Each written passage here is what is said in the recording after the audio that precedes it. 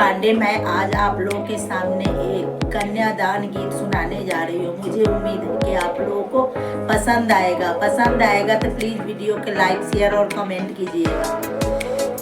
अरे पर्वत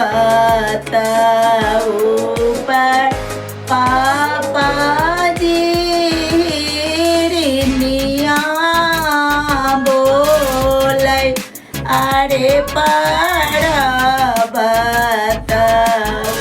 ऊपर भैया जी रिनिया बोले, अरे हिरानी के बोलिया पापा जी कलेज बासाले,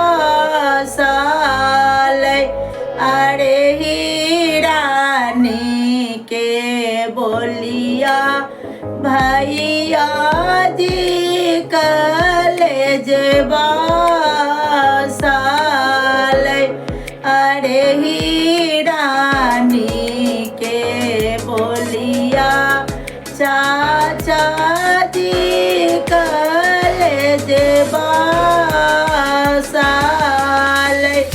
अरे आजू के रतिया पापा जी हो जगले सुतिया, अरे आजू के रतिया भैया जी हो जगले सुतिया, अरे आना धन संपतिया पापा जी चरा, अरे आना धन संपतिया भैया जी रहिए जय तो, अरे आना धन संपतिया चाचा जी रहिए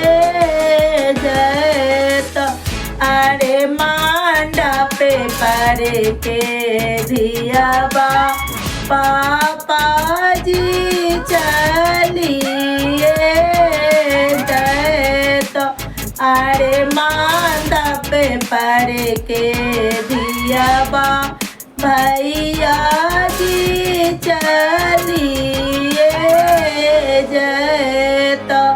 धन्यवाद।